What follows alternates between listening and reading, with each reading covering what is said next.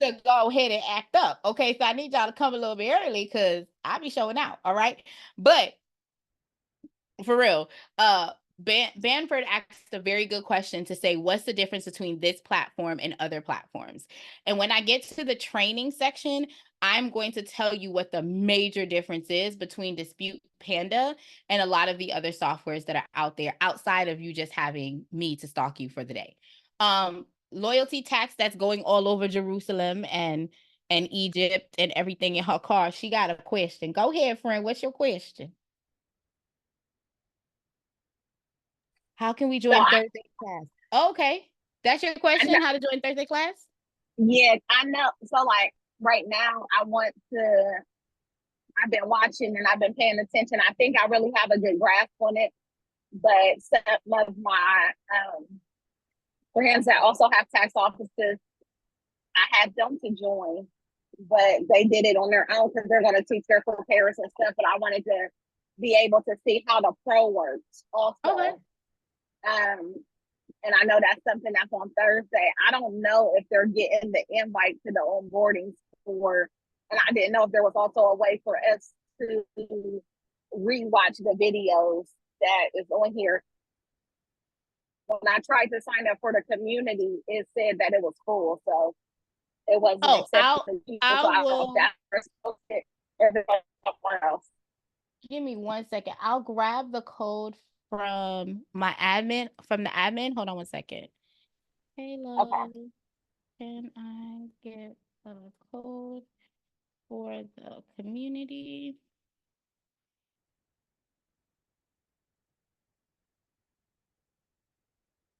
See, that's why y'all come to these classes, because I be getting it done right here while y'all in my face. I sure do, because I got 43-year-old brain. Let's just be clear, okay? The only thing I remember is my husband and my children, and sometimes I don't even remember them, okay? So to answer the question, once you get into the community, because I promise you it's not blocked, okay? Once you get into the community, if you click, you'll actually start out at home. Once you're at home, whether you are on the pro or the free, you're able to click on Dispute Panda Live. It will take you into the past events. It normally goes directly to upcoming events, but you would click on the past events and you can see the information there.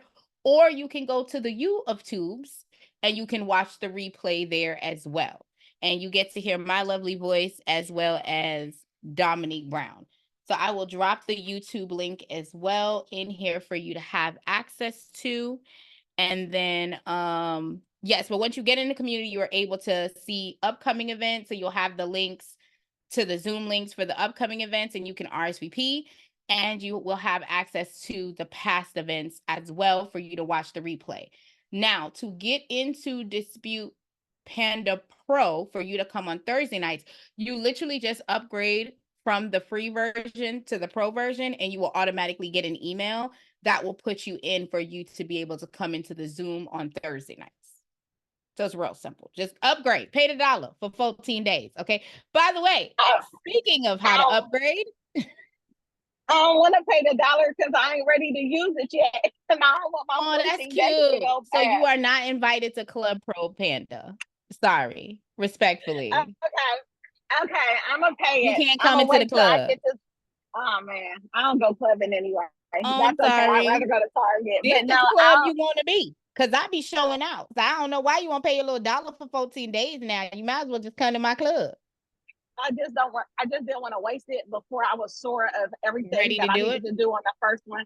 Yeah, so I'm gonna wait. Well, on this call, remember we go over. Hang on 1 second, because I got someone hovering. Please hold.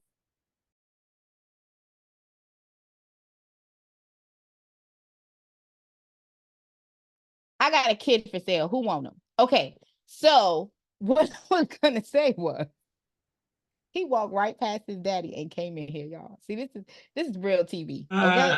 Father's Day was Sunday. It's your turn. Bruh.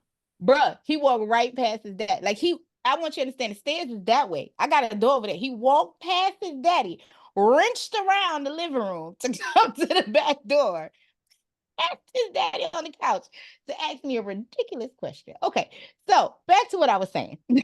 The information on the pro call, and sidebar, yes, it was Father's Day, on Sunday and he rested. He rested all from Thursday. My husband was resting. Okay. It's also his birthday month.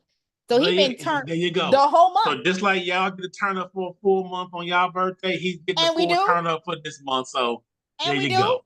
He could get the toilet paper though. Ain't nobody care what you gotta say, Montero. I'm gonna put you back on because I ain't finna play with you. he said it's not Father's Day, it's Father's month. Like I respect that. We need you. Shout out to all the dads. Hey y'all, hey. Shout out to all the dads. We need you in this community to pass the toilet paper. That we need you to be here so that they don't interrupt this meeting while I'm talking to loyalty tax that's going all over East Egypt. See what I'm saying? That's why we need. But anyway, that's not the point. What I was gonna say was on this call, I cover a lot of the features that are already in the pro call on Thursday. The pro call on Thursday, you are able, like, if you guys want to, once I'm done with everything, I always tell you guys, let me know. I have no problem going into my test account and showing you guys anything that's missed. But in essence, we go over everything. Like, we talk about what's in there. The only difference is you probably don't get to see inside because it says pro only. But if you guys want, just remind me at the end, because like I said, I got a vintage 43-year-old brain. I have no problem opening up my test account so you guys can see. But the pro calls are really for like, what pro questions do you have? Are you having glitches with forms? Are you having glitches with onboarding? That's kind of what we dive into on Thursday, because Monday and Wednesday we're covering the basic platform. Okay, so you don't have to pay Club Panda Pro just yet if you're not ready to use it, because we cover a lot of the things here. And if anyone reminds me before I say, all right, y'all, bye, I gotta go, just say, hey, wait, I want to see the test account, and I will definitely show you guys the test account. I love that. I love that. Okay, so let's get into it, honey. Let's get into it. We're going to start at pricing. So Dispute Panda is the only that I know of, and I've been doing credit repair literally for on and off for about 19 years. And I have used a plethora of platforms. A lot of the platforms, you have a monthly overhead on any of them, even if it's the basic platform. Well, Dispute Panda said, well, how about we do it where it's a pay-as-you-go system? So you get the system, you get to use it, but you only pay if you generate letters. So to Benford's point, and if I'm saying your name wrong, just go ahead and understand I'm Jamaican. And that's not an excuse, but I'm gonna use it today. If I'm saying anyone's name wrong, please go ahead and correct me. I have no problem correcting it so that you guys are included in our wonderful community tonight. But the free platform is just that, it's free. You don't have a monthly cost. What you do have is a cost to generate the dispute letters per client, which is $17 if you are not using the credit monitoring software that was created for the platform. So if you are using any other credit monitoring software outside of Credit Dyno, you are going to be billed $17 for every round. I also like to point out, if you are using Credit Dyno, but you are pulling the report before 35 days, you will then incur a $17 fee. So what that means to you as the person processing the file is you are not supposed to generate a letter until after that 35-day mark, because that 35-day mark gives you a free round of attack. Does that make sense? Everything go. If everybody needs to drop a 1 in the chat, because I want to make sure we all on the same page. Free platform is free 99. You pay $0 and 0 cents. Okay. Hey, Mr. Clark, thanks for turning on your camera. I like that. Hey, Wayne. I didn't even know I let Wayne in here. Hey, Wayne. Welcome to the room. Hey, Evan. Perfectly Imperfect. I love that name. Come on, friend. It's Aisha. Hey, Aisha. Y'all remember that? Don't judge me. My mom named me after that song. See? Because she was my favorite. She know Little Vicious. Ask her if she know who Little Vicious is, because that, that's our people. But anyway, welcome to the room. I appreciate you showing up and coming in today. Now, the pro platform gives you some higher benefits, some inclusion. You actually get a safe client portal access, which means your client can converse with you in a safe space. And one of the other things that I love about the Pro is that it gives you an onboarding tool. So if you don't want to collect the IDs from your client, you don't want to collect the credit monitoring information from your client, if you guys have the Pro feature, you can create an onboarding form. It will collect all of those informations once they get into the Safe Client portal. So if you are looking to do this, the way that I normally explain it is that the free plan was created for the person who is doing it for themselves, their family, their friends.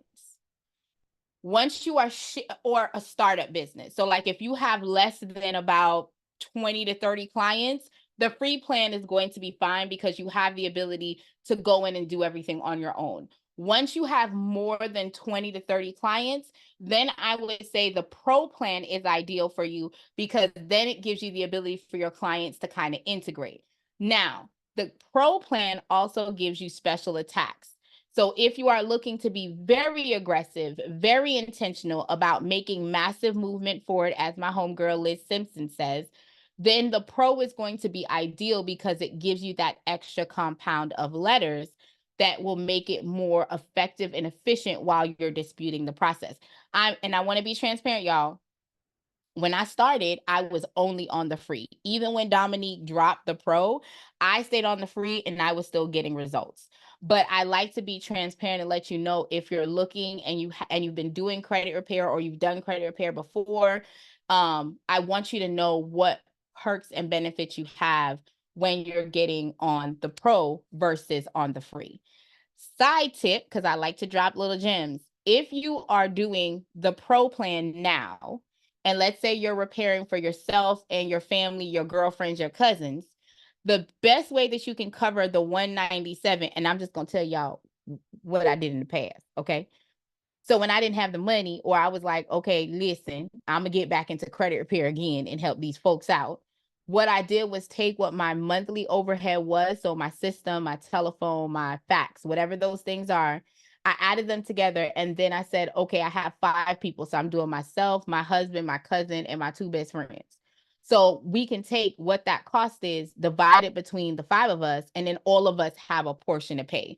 So instead of me having to pay a large overhead by myself, I know that I'm printing these letters and I'm doing this for them and it's going out, right, on their behalf. So that is a workaround that you can do if you're doing it for yourself and your family.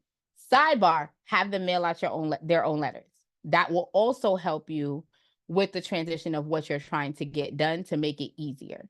So you can generate the letters for them and give it to them and then hound them to mail it out. Just a quick tip if you're like, hey, I want Pro, but I don't necessarily want to pay for it right now because I'm only fixing credit for me, my mom, and so on.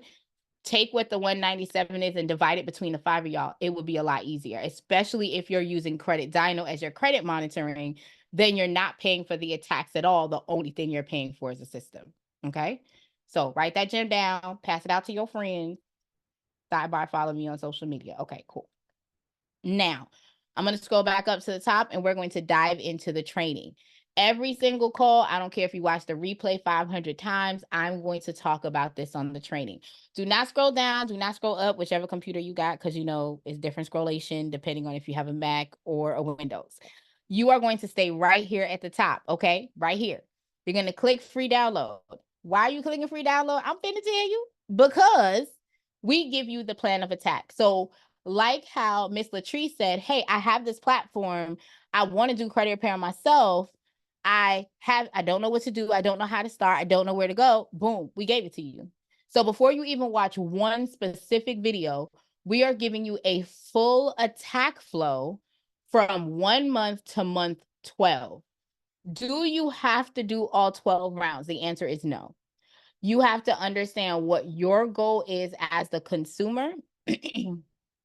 And then you're then going to pivot and do what you need. So if your goal is to clean up the files because you may have collections, whether it's third party or first party, or if your goal is to clean up the file because you have charge-offs, right?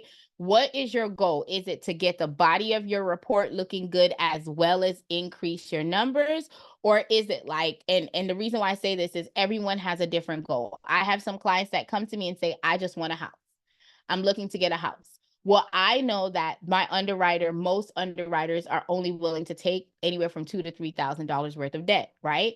I also know that I can get someone into a home that has a 580 or even a 600 a lot faster, that has no collections, no charge off, no repos, versus someone who has a 723, but they have all these inquiries. Their debt to income ratio is off, right? So you have to understand the nuances on the back end of credit repair. A lot of people focus on the numbers. I tell all my clients, I don't care about your numbers, because your numbers are dictated on what you do. A lot of what your numbers are is based on what you are doing in the profile. I care about what your file looks like. So I'm aggressively trying to remove inaccurate, outdated information. Once we get that done and all of the stuff that's on there is accurate, then we move into credit building and we talk about how do we resolve some of the accounts that are still on there, right? So there are different conversations depending on where you are in credit. How did you get here? Oh, okay, you found it. I'm sorry, Mateo. Come on, Mom. You know I be talking too much. Just give me a You second. good. I I don't want told to you I'm interrupt getting. you. You giving out stuff. I don't want to interrupt you. So you good. You good. No. You can go ahead and raise your hand so I know to go ahead and look over there. Okay. So click on training. When you go to training, click on free download. I promise you, if you are new to the system, you've never done credit repair before, we are gifting you the blueprint. So you're like, when do I file a CFPB report? When do I dispute with the secondary agencies? And a lot of people call them the secondary agencies. It's other credit reporting agencies that house your information. So a lot of people are concerned with the big three, which is Experian, Equifax, and TransUnion. However, there are other companies that, number one, are owned by those bureaus. Number two, collect your information as well to pass that information out. So if you're working a client's file that has repos, or you're working a client file that has collections or charge off, you have to understand that information may be reported elsewhere. So sometimes the credit bureau, and the reason why we have the pro version that also send letters to the creditors, is because we noticed that the credit bureaus were sometimes only checking their internal database, which is called eOscar, or they were only checking the secondary databases and saying, well, the information is accurate, we're good. And not all the time were they reaching out to the original creditors. So the original creditors could be Capital One or Bank of America, right? They're not reaching out to them because they're like, listen, our system says this came in on this day, it's accurate. That ain't always true. So as we're going through, I want to make sure that you guys are aware of how to leverage. This particular guide still works whether you are using the pro version or you are using the free version. Either way, it still works. All right. If you are using the free version, you are still using this flow. The only difference is you're not able to check the box for creditors. And I will show you guys that once we get into the system, but I wanted to take you guys to the training. So the rest of the training page dives into how to use the software. So if it is not a Monday, Wednesday, or Thursday and you need some help, click the button, y'all. Click the button. It got information in here, okay? It tells you what every single tab means. It tells you how you're going to attack. It even gives you the documentations that are needed. And it also tells you how to use each one of the credit monitoring softwares that are compatible with this particular program, okay? Now we're going to go to contact. The contact tab I love, and y'all know I'm going to drop this link. So whoever missed it last class, I want you guys to go ahead and grab it this class. There's a program called loom.com. Loom.com allows you to record up to a 5-minute video that you can screen record what's going on and like say what's going on. Like, hey, I'm in this client's file. I keep on clicking that I want to mail a letter out, right? And it's not allowing me to mail. And this way it can record what you're clicking, what the error message is, and it gives you a link that you can share. You can drop the link right in here after you filled everything out. And when that link is clicked on, you get a message saying that someone reviewed the image, right? So now you know, okay, let's give it 24 to 48 hours for someone to get back to me so that you're not just playing the waiting game. I also leverage Loom for my customer service. So when I do a review for my client and I'm pulling their numbers, I do it while I have Loom recording me. The reason that I do that is because they can see that I'd be excited, y'all. When it's pull day, I don't care if the numbers go down, because we're going to talk about why your numbers went down, right? So we're able to have a real detailed conversation in 5 minutes. This also cuts down on the calls of, well, what do I do now? What do I do next? Because in that video, I'm giving them that information. I'm sending them the video so they can see what their scores, what's going on with their scores, telling them what's going to happen on next steps. And then when I send the video out, I do give them a link to book their call. Normally, because I give them such a detailed video, I never have to worry about an actual call. I normally end up calling them like, hey, congratulations, you did so great because of so-and-so. But Loom is an amazing tool for you to use with customer service and with your clients. If you have a general question, like you want to be a part of the beta team, you want to be a part of you want to do a partnership or press, you can also select that information and the Dispute Panda team will funnel it through who needs to have it. Please remember the Dispute Panda team is here 24 hours a day, 7 days a week. Raquel is not. I ain't here. I don't know where I'll be, but I ain't gonna be here, okay?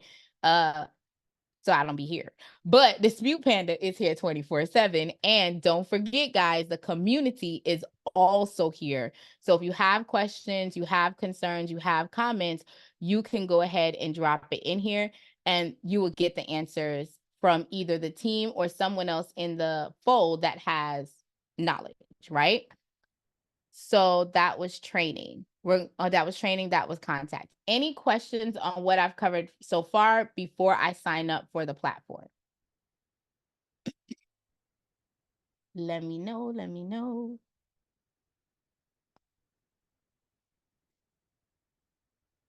Oh, here you go. I'm going to drop, I just got the information for the community. Hold on one second.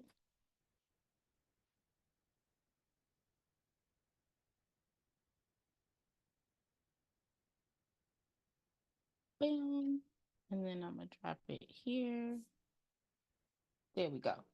So if anyone has not been able to gain access to the Dispute Panda community, I'm also going to go ahead and let me tell them thank you so much. Boom. Cool. I'm also going to go ahead and show you guys that there are 2 ways that you can log into the community. Let me know if you guys can see my screen. Yep, y'all can see my screen. Drop a 1 if you can see my screen. I'll make sure y'all got it. Okay, it looks like y'all can see my screen. Ain't nobody dropped the 1. Y'all don't follow directions. So I understand. This is what's happening right here. Okay, thank you, Banford. Thank you, friend. All right, so to log in, there are 2 ways that you can log in when you click the login option. You can sign up for this directly, or if you have a Dispute Panda profile, you can actually, see how it be embarrassing? Technology be embarrassing, y'all. It don't have no manners, okay? What you can do when you log in is you can log in by signing up with this directly. I personally don't like that because I don't like to remember a whole bunch of email addresses. You can actually log in with your actual Dispute Panda profile. So once you have created a Dispute Panda profile, you are able to come into the software and actually just use your login from the software to get into the community and make it a lot easier. So you're only remembering 1 username and 1 password. All right. So I dropped the link in the chat for the community. Now, any questions before we dive into signing up for the free platform today? Any questions, concern, comments? Y'all look nice out there. Okay, come on, y'all. Appreciate the cameras being on and whatnot. Hey, user 1, sorry, I don't know if you want to drop your name in the chat. I appreciate you coming in the room. I think I said hi to Wayne. I said hi to Justin. I said hi to Mr. Clark. All right. So when we are signing up for the platform, one of the things that I would like to clarify is that if you are utilizing the platform as a user as well as the owner, you need to have 2 separate email addresses. So when you are signing up in this space, you are the owner of the account. This account belongs to you. Once you get in the software and you put yourself in as a client, you cannot use the same email. It will tell you no. So if you do not have, oh, it says Dwayne. Hey, Dwayne. If you do not have a separate email, AOL's free, Yahoo's free, another Gmail's free. Go ahead and set one up. So if I sign up as an owner of this account as May Raquel, and then I'm going to be the client, I would have to create a Raquel May, right? So that way the system will allow me to go through. You do not have to have a company name. If you do not have a company name, y'all, don't fret. It's okay. The system is going to default to what your first and last name is. Once we get into the platform, I'll show you where you can change that information. Rocket me at fakemail.com. That sounds about right. And I'm going to leave the company name blank. It's going to leave it as a default. And then I like free. Completely up to y'all. I'm never going to judge anybody. I have 4 kids and a really cute husband. Okay. So that means they cost me a lot of money. Okay. All of them together as a community. So I like special offers. I like product updates. I like resources. I like coupons. So for me, I will check the box. It is completely up to y'all if y'all choose to check the box or not. Once you are complete, it will take you into the platform and there's going to be a black box. I'm sorry. You first have the service agreement. The service agreement is going to tell you how we intend to do business with you and how you are to do business with us. Side note, guys, once you are adding your card information on file, if you are doing this as an isolated person, meaning you're repairing your credit, your husband, your mom's, your cousin, the only person's credit card information or checking account information that should be on file is yours. If you are going to go ahead and do your family's, they need to give you the money so that your payment information is the only one on the platform so that there's no isms or schisms. Okay. This black bar comes up here because it wants you to verify the information. I am personally not going to verify the information because as y'all saw, I used the fake email address. Okay. Don't judge me. Don't judge me. I'll be out here. I used the fake email address. So with that being said, there's nothing for me to verify, but you will have to verify yours. Best practices to go ahead and verify your information within the first 24 to 48 hours. I'm going to cover all of the information down on the side, the basic information across the board, and we're going to get into some drip money and some gems that you guys have on the platform. So starting over on the right, when you click the earn free credit option, it will take you into the setting platform where you're able to go ahead and sign up as an affiliate. What that means is once the affiliate program goes live, you will get your own affiliate code. So if you are a realtor, a car dealer, work in the car dealership industry, if you are even a school teacher, some people that are looking to in your school that might want to start doing credit repair themselves, you can give them your link and you will earn free credits for every person that signs up under your particular link. All you have to do is select accept and the system will automatically get it done once the affiliate program goes live. Okay. The other thing is if you want to upgrade to pro, like Miss Loyalty Tax need to do. Oh my gosh, y'all, she ain't driving around the now no more. She done made it to the house. Thank you, Jesus. Safely, Lord. I appreciate it. If you want to upgrade to the pro, you can go ahead and select this option. Remember, it is $1 for 14 days, and then you are billed $197 thereafter. You get a host of free features, and I'm going to show some of them to you today. You do get an upgraded access. You get client access portal. You get payment for Zapier integration, shareable reports, and a host of other things. Okay. That is an option there for you. If you are looking for another drip money, if you click this button right here and you sign up for the Credit Dino affiliate link, you can get paid anywhere from $8 to $22. You can choose the plan. So the basic plan pays you out $8. Every time you hit $100, you then get paid out for the affiliate marketing that you have on the platform.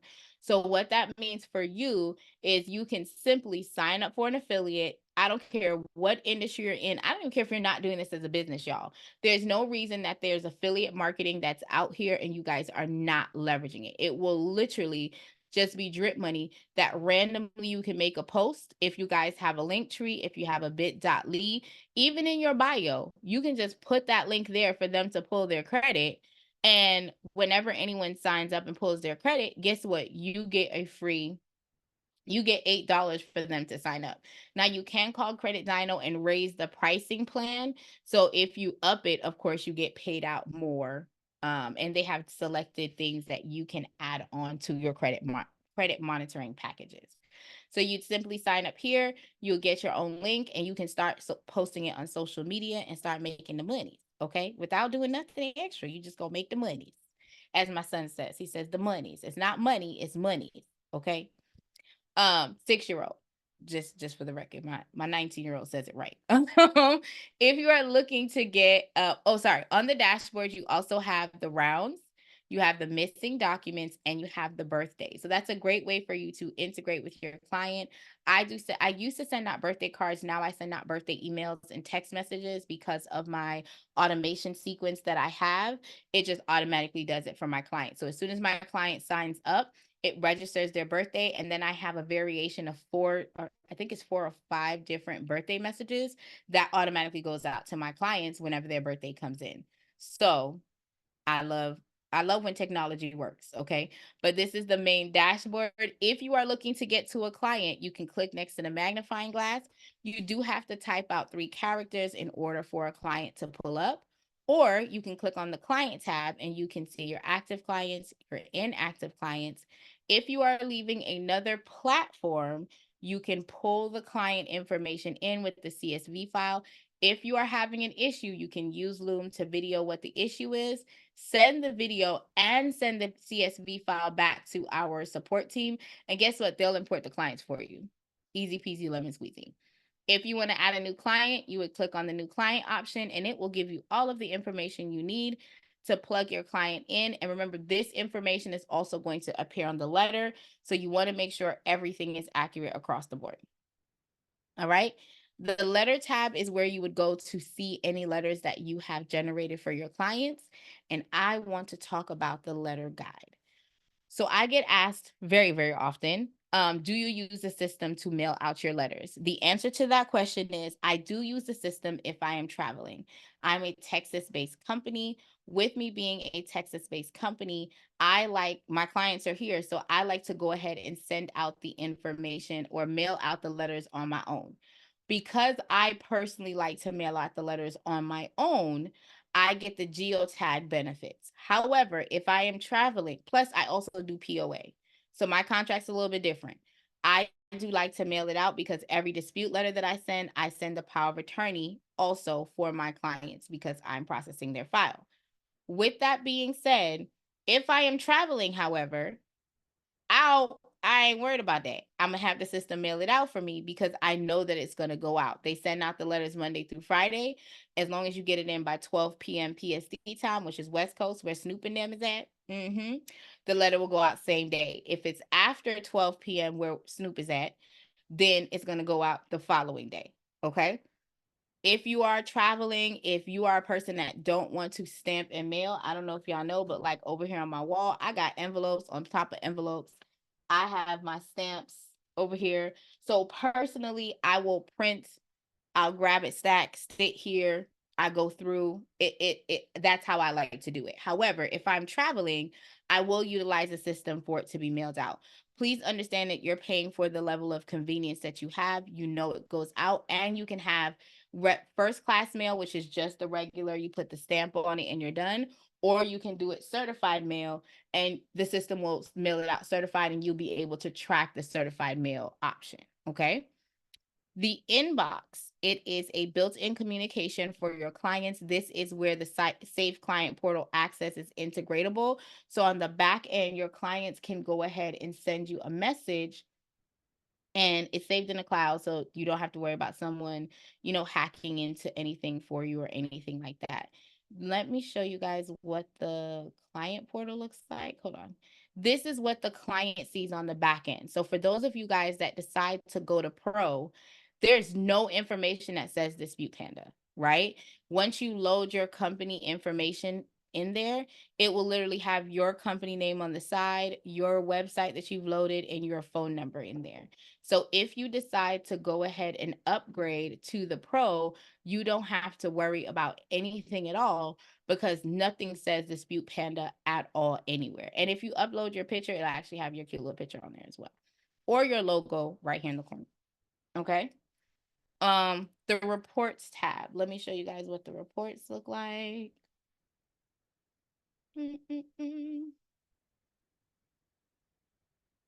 So this report tab is located on the company level as well as on the client level. So you're able to take a snapshot on a monthly basis, a daily basis of what your numbers look like. And then you can make it into a shareable social media post that you're able to go ahead and share on social media that says, hey, y'all, look at what I was able to accomplish. I have been able to delete $603,000 worth of debt. Why you ain't signed up to my program yet? Okay, I'll wait. And you drop your link, right? So these are different ways that you can market on the client level and on the company level. So I post both in my sequence so that they can see, like, I be out here in these streets really doing something, just shaking a little tail feather. You know what I'm saying? You can see it. The subscription tab. Oh, does anyone have any questions?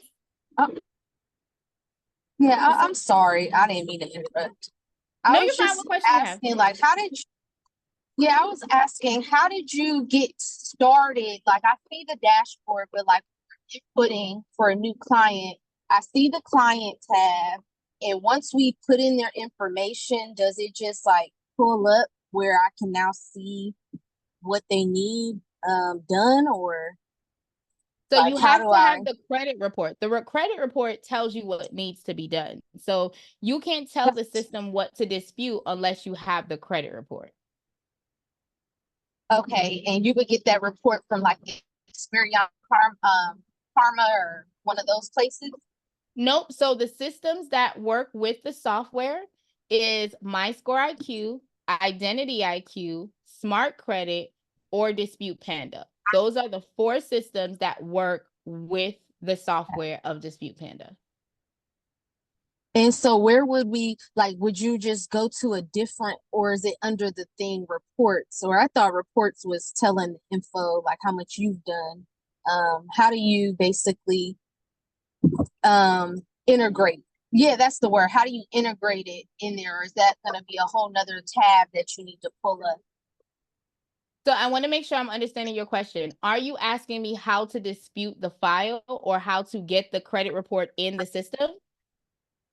Yes, I'm asking, how do you get to that part? Like you said, the smart score, you said the credit, Dispute Panda, like where do I go? Like, do I just go to that website? Because this is credit dispute. So where would I go to like get the report for them? So you would have to make a decision as to where you're going to go to get the credit report. So I want to make sure that I'm clear. The 4 softwares that work with our system. So this is a dispute platform. You now have to get the credit report into the dispute platform.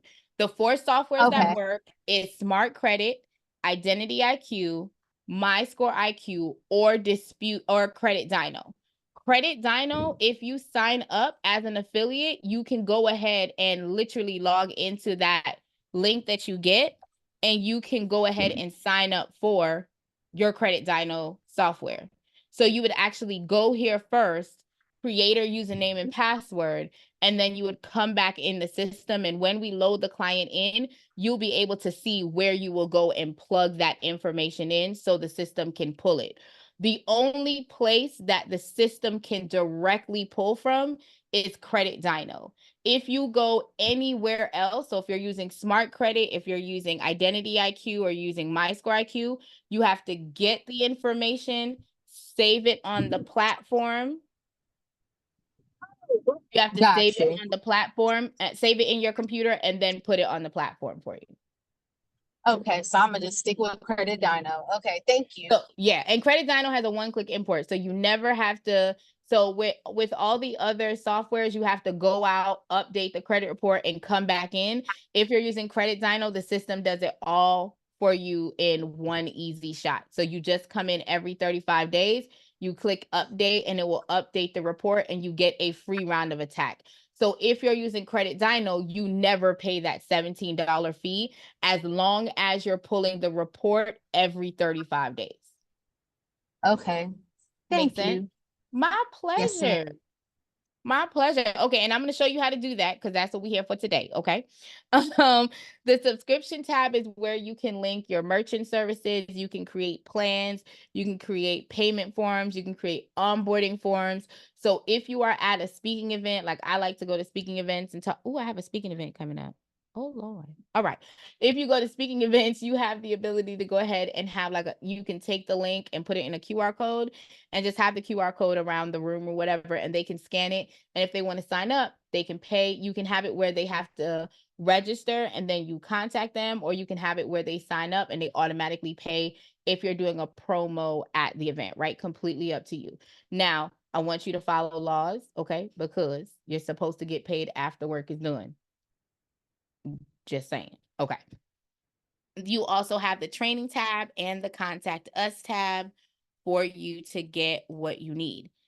Now I'm going to dive into clicking on the balance tab, or you can click these three buttons, these three dots. It'll take you to the settings.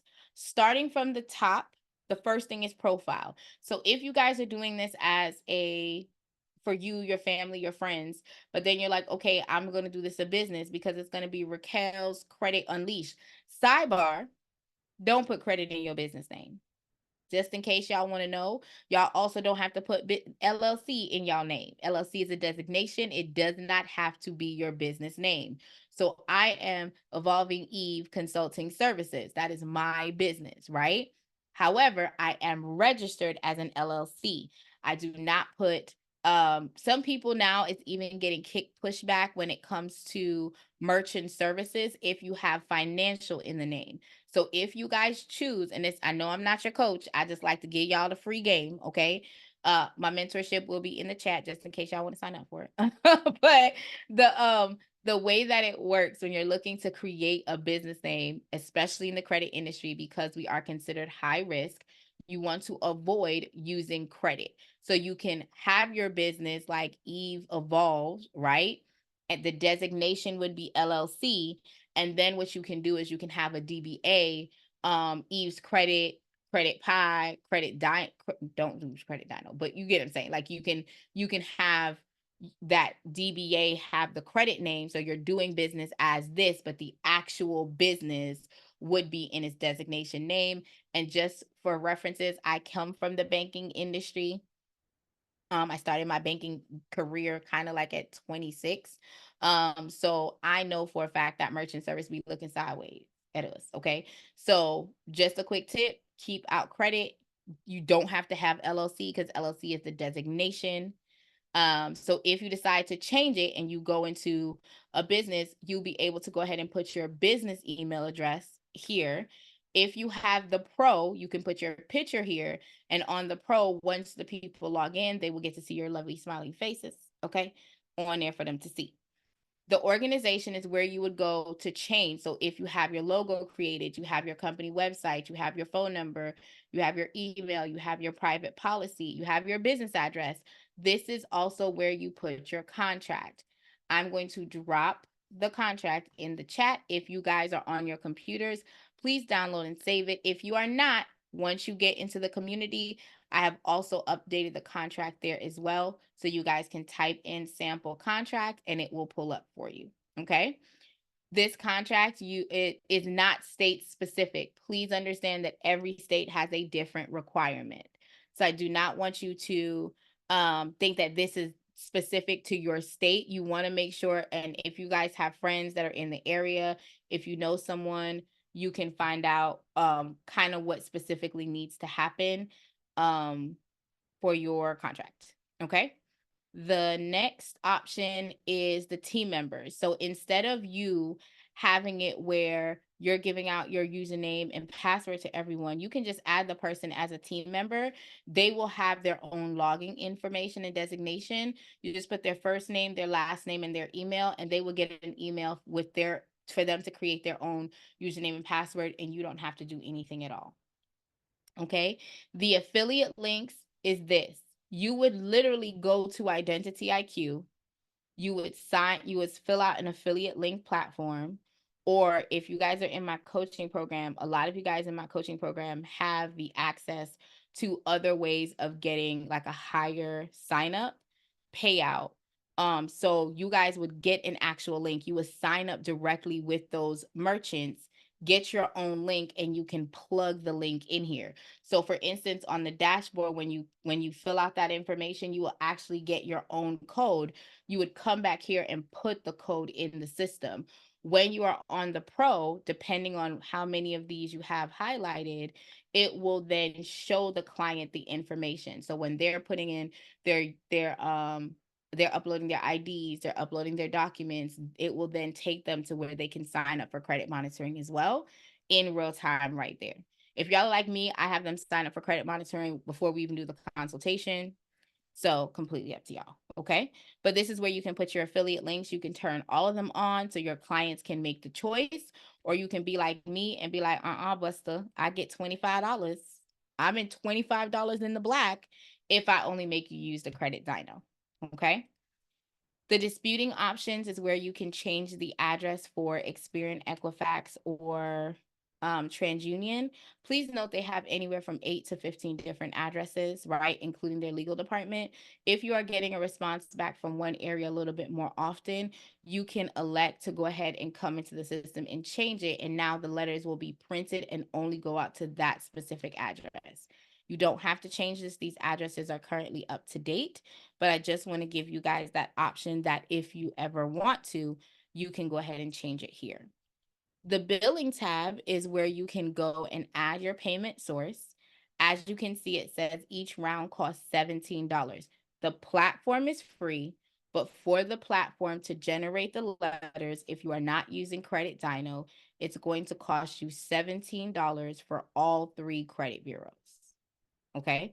If you have the pro and you are not using Credit Dyno, it's going to cost you $17 for all 3 credit bureaus and for the secondary bureau. And for the creditors that you're going to be sending letters out to. So no matter what you're doing, it's going to cost $17 if you are not using Credit Dyno for your credit monitoring software. You can upgrade here. You can also enter your amounts if you want to order in bulk. I order in bulk a lot of times. And then if you want to do subscribe and save, and again, this is why I love when you say what separates us from everyone else. So starting from the top, we give you a flow. So you're not coming into the system trying to figure it out, trying to see what you should do and what letters you should send out. We give you a sample of what has been beta tested and has worked, whether you're in repo, charge off, child support, bankruptcy. Now, a lot of other platforms do not give you that. We also give you training. So we have an onboarding call Monday, Wednesday, and for the pro people on Thursday. On top of that, I've integrated a program where I help you guys outside of if we want to get more nitty gritty on the start level of how you can be more aggressive when you're packaging. So most softwares are not out here giving you that. Do some softwares have AIs? Absolutely. That's the rave right now. But one of the things that I like is that Credit Dyno was made for Dispute Panda. So the data points, anything that's changed, letters that are working, the system is calculating and tracking that on the back end. I also recommend that while you guys are doing this process, that you are tracking it as well. What letters, what accounts were you able to get off round 1, round 2, round 3? How much money did you delete from that client? What letter worked to delete that particular creditor? Why is that important? Because if you have another client that, again, we don't all have the same profile, but how many people have a Santander account or has been with Santander? How many people have been with Wells Fargo? How many people have been with Bank of America? How many people have been with JP Morgan and Chase? Now you can track, oh, this letter works on this round for JP Morgan and Chase, and you can track the trend of what's going on. But while you guys are tracking, Dispute Panda is also tracking and saying, this verbiage worked really well. How can we restate it for the next time? Because it was able to get 5 things off on one shot, right? So that's what's that's another difference that you get when it comes to this particular software. Also, we have a subscribe and save, y'all. So if you sign up and you decide that you're going to do $20 per month, we're going to give you a 50% bonus. So now instead of you getting $20, you're going to get $30 every single month. Now, if you're a person that says, well, I'm using Credit Dino, I don't need that, you will need at least $1 in your account in order for you to print the static letters, which are going to the secondary bureaus. Okay. Number one. Number two, if you are telling the system to mail it, you need to have money in the account for it to be mailed. So if you are utilizing Credit Dino and you're not needing anything at all, and you're like, okay, I'll print the letters out myself, then you don't have to do the subscribe and save, y'all. Y'all can just load $20 up in the system because that's the lowest amount it'll let you do, and you can just go ahead and generate letters, okay? But you have a $20 option or a $60 option that pulls. And remember, the card information needs to be your own information, guys, okay? The invoicing tab allows you to see any outstanding invoices. If you have Panda Pro, it shows you how much you've paid, and it shows you any statements that you have. Again, that's kind of like a pro feature. The activities tab allows you to see what attacks have been sent out, what mailing has been done. So if you told the system to mail, you can see it. And then whenever you get an attack, you're able to see the attack credits, and you can also see when those attack credits have been used. The integration is a pro feature with Zapier. So that allows you to do, so like for me, I have an automation system, and my automation system, whenever a client comes in here, I connect Zapier that it automatically plugs my client in over in my automated system as a lead. Or vice versa. When my client goes into that system and they book a call as a lead, it transfers the information over here. So I don't ever have to copy from one system to put in the other, because I have that connection with Zapier that says once this is happening, then this has to happen on the back end. Okay. You also, of course, already talked about the referral. So we have covered all of the settings. We've covered everything. What questions do you guys have before I show y'all how I'm about to do this free dispute round? Go ahead. What questions y'all got? I'm gonna wet my lips, okay? See, I need to have some questions. Yes, I have a question. So now we went to Credit Dino, got their information. Then we go to the client portal, fill them out for a new client portal. Where are we putting the report info from Credit Dino? Like, where does that go under? You have to wait until you okay, okay. I'm sorry. Okay. No, you Thank fine, you. honey. You moving. I like it. I like it. I got a question. Yeah, what question you got? Okay, so I already did my first round on myself, and Okay. I thought that I was supposed to make a separate email from my normal email just so I can use it. But I heard you say earlier that you had to have. So when I did my account, I thought I could use that same account as the business. So I have myself already listed as a client from the first round I sent out. So I would have to just log into Dispute Panda and start another account using my business.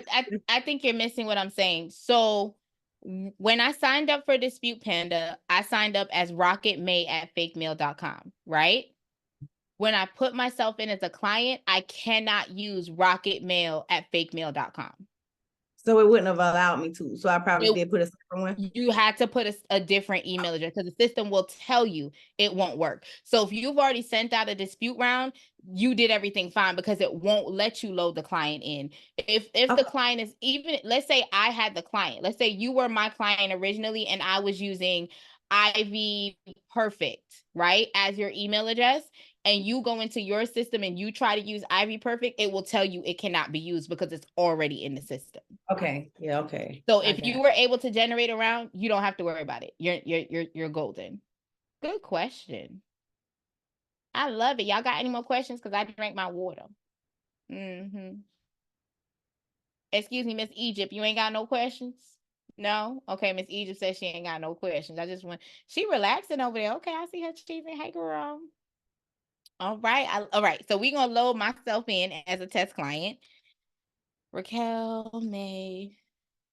All right. Keynote. You only have to fill out where you see these red asterisks. Everything else is optional. I deal with families like dads, sons, wives, brothers. I be having them all. Okay. However, if you have a junior, you have a senior, and they are filling out their documentation like that, by all means, you can add it in there. It is not required.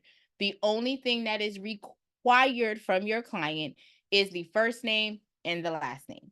That is it. That is all. Okay. So we're going to put rope. Nope, not going to do that because it's PG today. Rope more. Okay, there we go.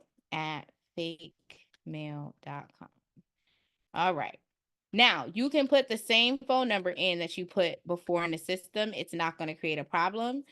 You are going to put the email address that you need there. Now, right here, if they have an apartment number, a suite, you want it on the street line, but you want to make sure everything else is filled out properly with the correct information so that this can go on the letter. Because remember, the letter that's going to go out for the client is going to have this information in there. So we want to make sure that it's accurate and it is correct.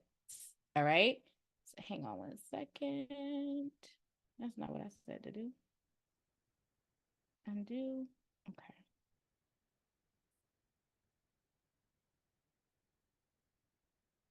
All right. Now, once you've done that, if you have the pro, you would click on the invite client to the safe access portal.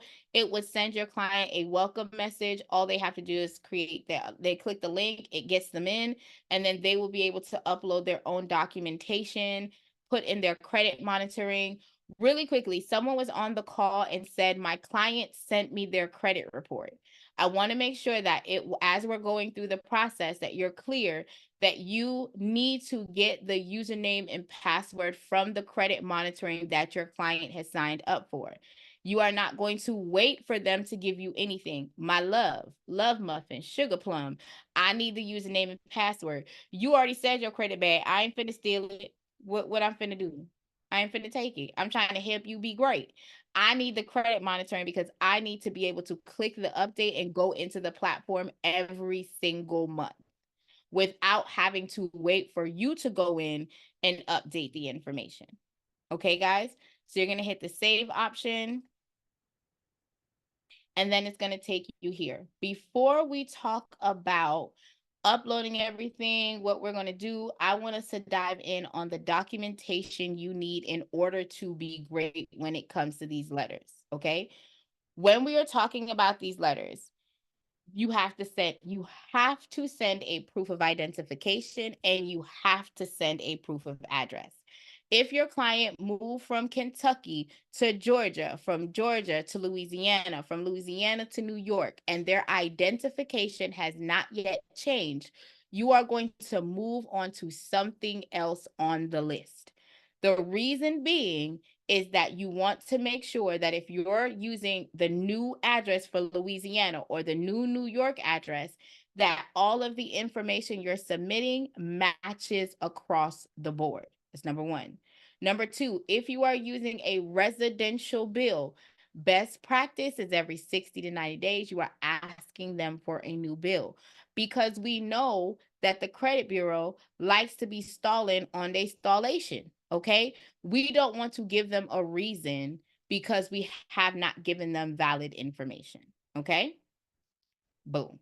Any questions so far? Welcome to the room, Mr. S. How are you, my love? Welcome, welcome, welcome. Okay, so we now have the client. Here's the two requirements. So as you can see, required identification, required address, Social Security is an optional. So a lot of times when they give you your picture of their ID, it'll be on this big white piece of paper. The goal is to save the trees, okay? We know we're finna use 500 different, especially if they have a lot of stuff, honey. We're gonna use all these little inquiries on here. We're gonna use all these pieces of paper. Our goal is to use no more than 1 to 2 sheets of paper with when it comes to their verifying documentation. So the system is really, really great that it allows you to go ahead and drop it and crop it. Okay. So you don't need to give them any information. If the client gives you a bill and it's a pass through, honey, we're not going to show them all the pass through stuff. That's none of their business. We're going to crop it down to just what we need in order to validate the client's address, validate the date, And that is it. That is all. We're not sending them all that big sheet of paper, especially if there's delinquent stuff on there. If you have those 2 required documents, I promise y'all don't have to do anything else. Nothing else at all. You are good to go. You are golden. But if you do have to, if they already sent you the social security card, by all means, my best practice is I normally include the social security card. If I'm not using it as a proof of identification, I will use it as an option. I do normally like to black out the first couple of numbers. That's sometimes, that's not all the time, just to be transparent. But I personally will include it on the first round. I do not include it on the other rounds. Just me, myself personally. Now, when it's time to do the credit monitoring, this is why I say you need to collect the information, because if you're coming in here and y'all are like me, I work at 2:00 in the morning, or sometimes I work at 3:00 in the morning. If I go to the gym and then I can't like go to sleep, I'll come in here and I'll just work, right? So if I'm pulling reports at 2:00 in the morning, I'm not calling your house to wake you up to say, hey, I need an updated PDF or updated HTML file for the credit report. No. So you can use this as a storing hub. So you can literally store your client's information in here. The only time the one-click import works is if you're using Credit Dyno. If you're using any other software, this is just a storage hub, is what I like to call it. It's a storage hub for you to process your client's files, okay? So you will go ahead and plug it here, and you would click, before I click the one-click import, I want to go ahead and talk about the other credit monitoring sites. So Smart Credit has a specific HTML code that you have to use in order to pull the HTML profile.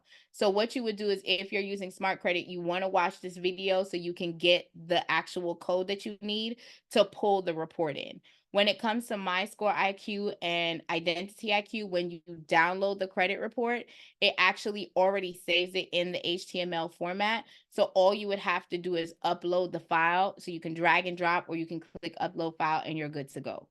With Credit Dyno, however, hang on one second. I'll make this full screen. You would click on this one-click import. If you are doing the first round, when you come back for the second round, third round, fourth round, you are going to click the update button so that it can update the report and pull the report in for your client, okay? So since this is the first round, we're going to click one-click import. Does that make sense? Miss Latrice, you said how I do it. I just showed you. Bomb. Come on.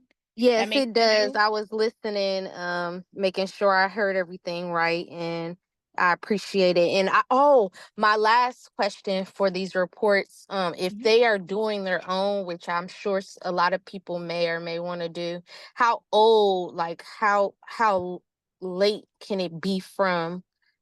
If that, I don't know how to make, like, it can't be older than a month or older than a week, like. When you said they're doing it on their own, elaborate that so I can understand the back half of the question. If they're like, oh, I have a report already, I already pulled my credit report, and you're like, okay, well, does it expire out where they don't want it anymore, or is it like it can only be a month behind, or 2 weeks, or a day, or whenever? So that's a great question. So what I would say is, if you're utilizing the system, and the client, first of all, number one, the client should not be giving you anything. They can give you your username, they can give you their password. That's what they're gonna give me, okay? However, thank you. once you get into the system, my rule of thumb, and what a lot of people don't talk about, is your credit scores are generated every time you pull it. So if your client, let's say they just pulled it and it's 30 days old, you don't want to dispute off of that 30-day-old system, because you don't necessarily know what's been updated on the report.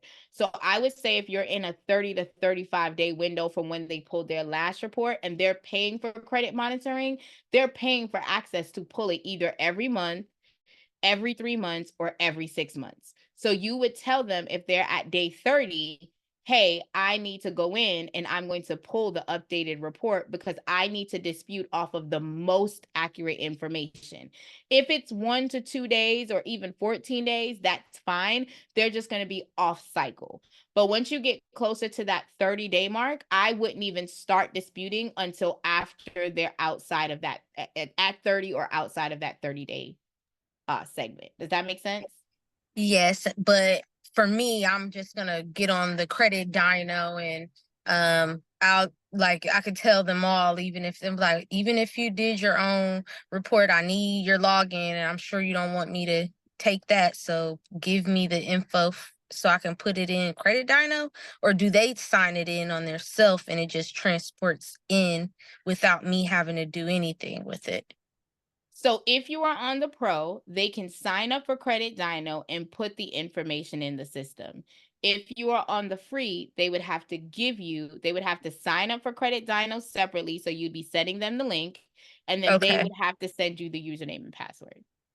Okay, And thank you you. would have to put it in just like it. So if, let's say you have no other system, you have no nothing, you have Credit Dyno, you've spoken to them, you're like, hey, I'm going to send you the link.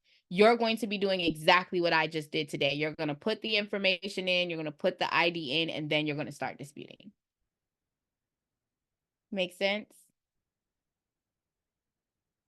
Love it. Okay. So as you guys can, Thank you. I was on mute. no, you fine, my love. So as you can see, it says, thank you for using Credit Dyno. You have earned 1 free round of attack. So remember, I told you I ain't got no money, okay? I'm between blessings. Okay, so I ain't put no money on this little platform here. So I'm just gonna go ahead and dispute my first round with the 3 major credit bureau for the free, what? 99. So I'm gonna come in here, I'm gonna hit the dismiss button. If you guys look over here, it says 1 free round of attack, okay?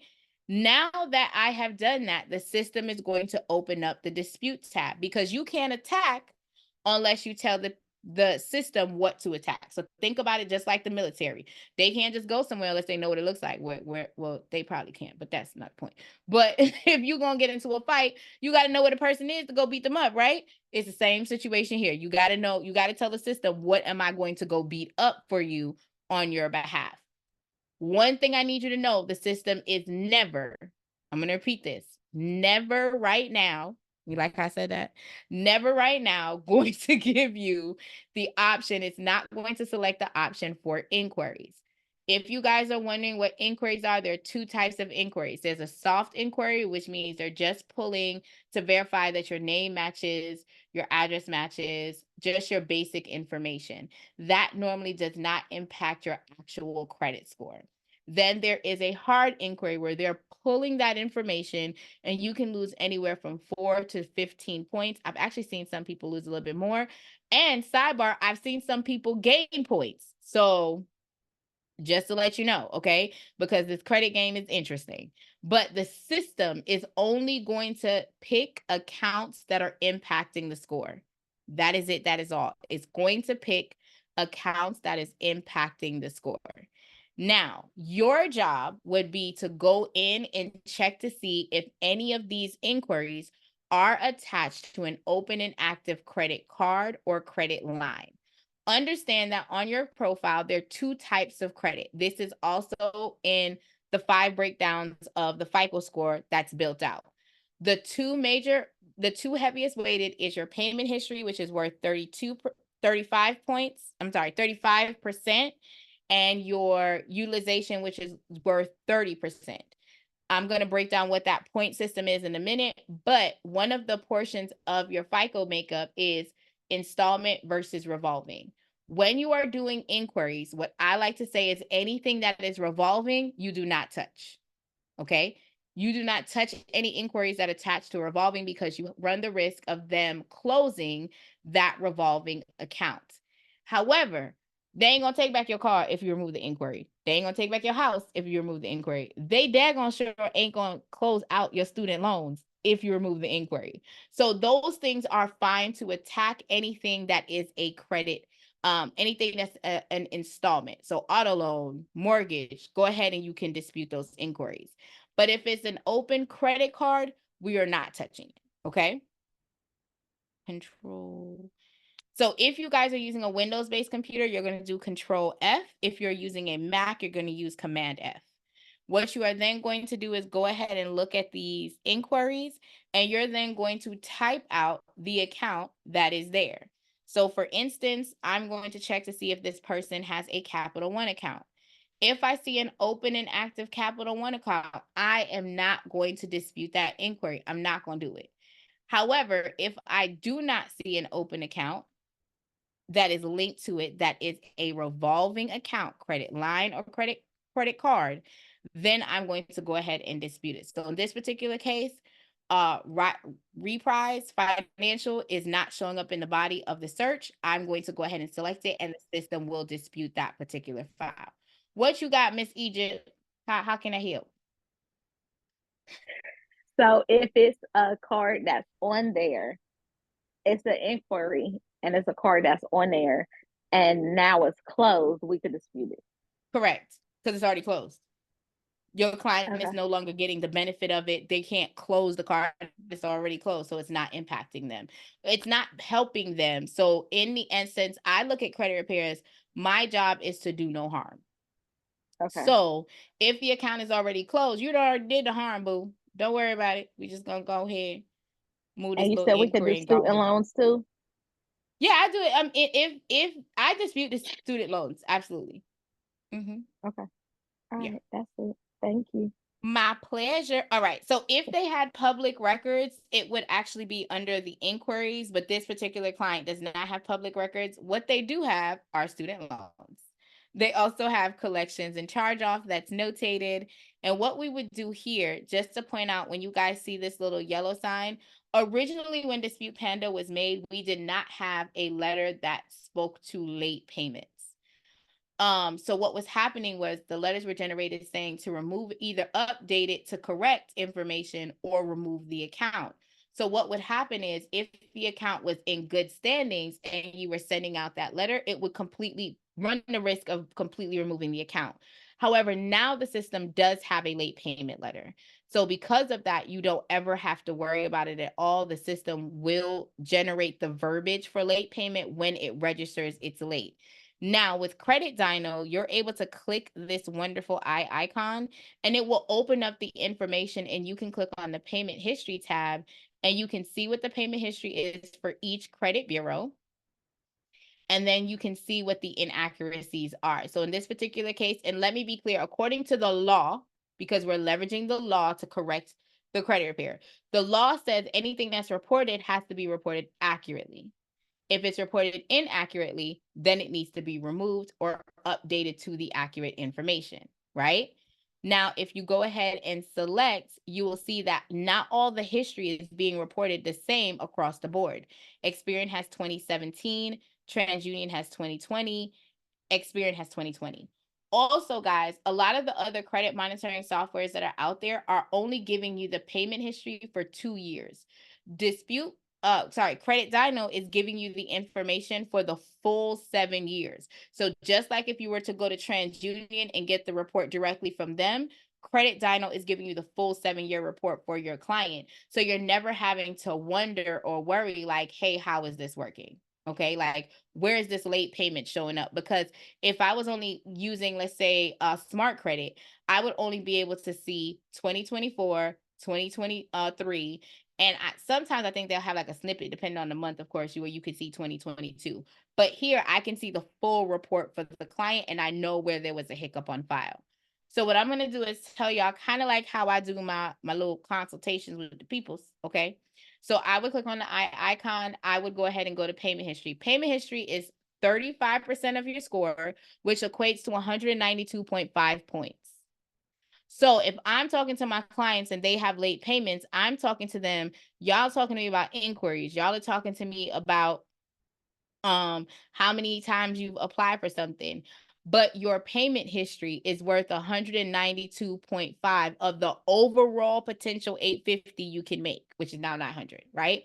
You are missing points in this area. So we need to come up with a clear plan as to you setting up automatic payments. We also need to understand what is considered late for the credit bureau versus what is considered late for the creditor. understand that you are not considered late until day 30. Y'all, if y'all are making payments for y'all bills, y'all need to tell them the T. If y'all are robbing Peter to pay Paul, then that means that you need to make sure that you paying robbing Peter to pay Paul. You pay Paul on the 28th day to allow for processing, because y'all know sometimes they be slow when they're going ahead and making these and processing your payments. I literally paid a card just the other day. It was actually Capital One, and I paid them on like the 10th, and the payment didn't clear until like the 17th. So if I would, let's say if we're moving to the next portion of the credit score, which is 30%, that's worth 165 points roughly.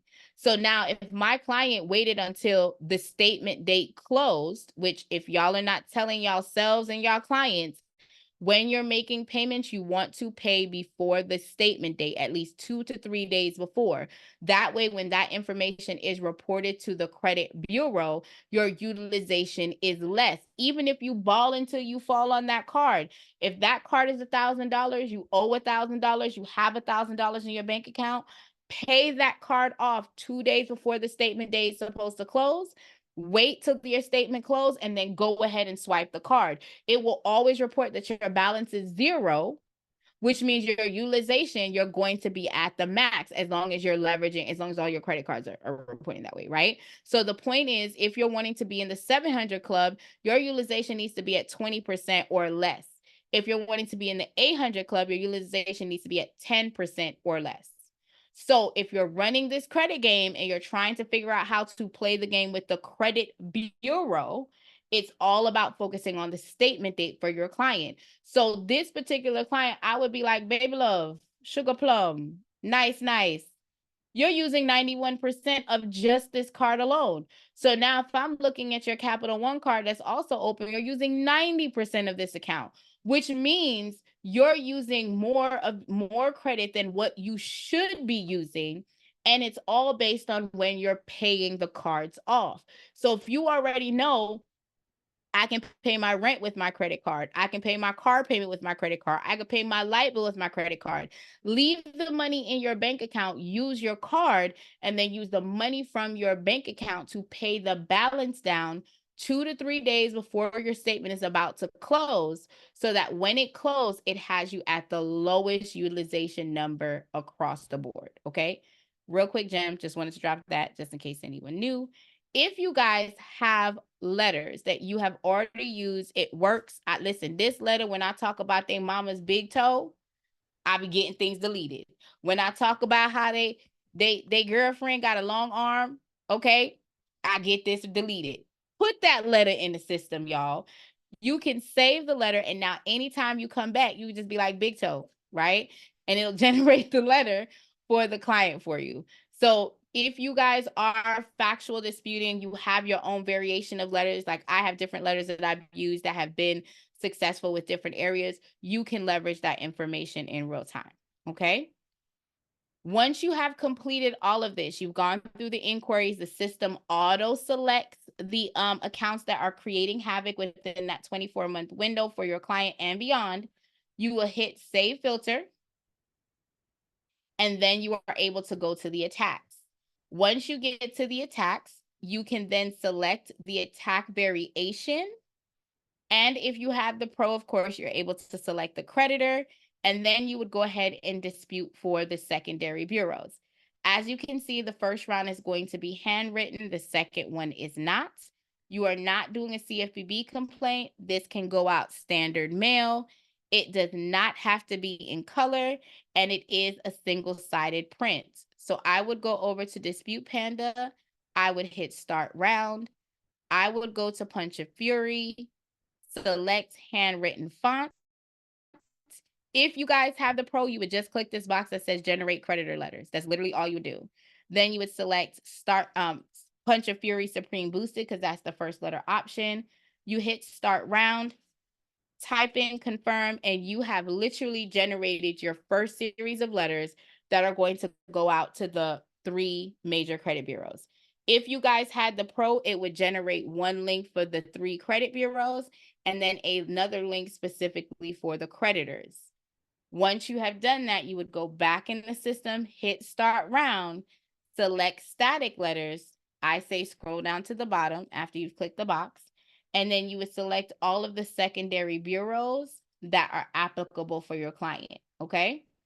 Once you select the secondary bureaus, you would go ahead and hit start round, and as long as you have at least $1 in the bucket, the secondary bureau letters will go out for you. All right? Now, if you do nothing, I'm going to say this again. If you do nothing at this point, nothing happened. You generated the letter and absolutely nothing happened. You would have to click download all for you to print the document out, or you would have to select mail out for the system to mail the letters out for you. You would go ahead and change it from double-sided to single-sided.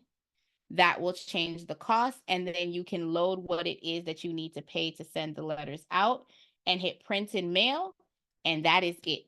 We have literally processed our first round of letters for our clients, and we are done. We come back in 35 days, okay? I'm a 40 days to 45-day company, so for me, I don't come back to touch my client's file until that 40 to 45-day window. You also are able to hit the history so you can see the credit report. I'm sorry, what she said? Oh, she was talking, it was her car. Okay.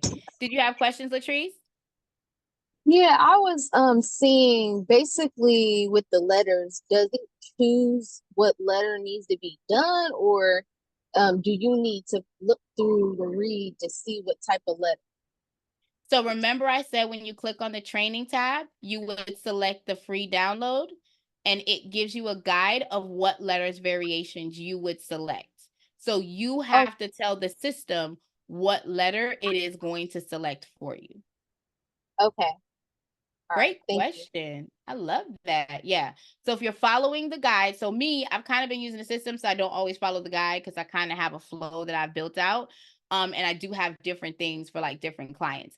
Does this flow work? 1000%. However, I tell people to track what it is you're doing. So if you're brand new to this, you can use this flow, but you are going to come in, it's month 1. I'm doing round 1. It's Punch of Fury, Supreme Boosted. I come back month 2, Punch of Fury, regular, right? You're going through the sequence of the letters that's in the system for you. What's up, Mon? What question you got, my love? Yeah, back on the question, I mean, with the secondary bureau, when there, you checked all those boxes. Those letters, they're gonna, when I hit mail out, they're all gonna go out at the same time as the actual dispute letters. So you would have to, so let me do. Okay, I think I have this saved. So you, just like you have this tab here where you have to hit the mail out button, there'll be another tab here that says static. And then you would have to click the mail out button. So it will go, it can go out the same time as long as you tell the system to send it out. So once you send it out through the back office, it will then, like, depending on the timing, right? If it's before the cutoff time and it goes like back to back, yeah, your letters will go out the same day. Okay, cool. Okay, thanks.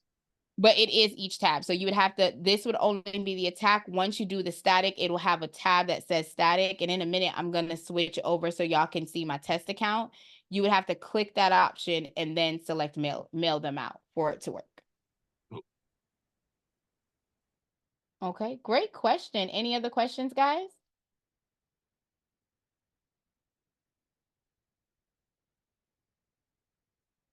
Any other questions?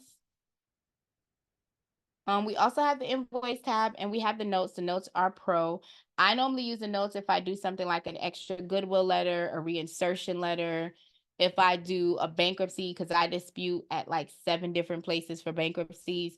So I will put that information on the file so that when I talk to the client, I could be like, yo, did you get something from LexisNexis? Did you get something from Microbill? Did you get something from Core Logic? Like, I can have a full detailed conversation with them. Like, did you get something from the courts? And that way I know what I did the last time to know what I need to do the next time. All right, all right, all right. Any other questions, y'all?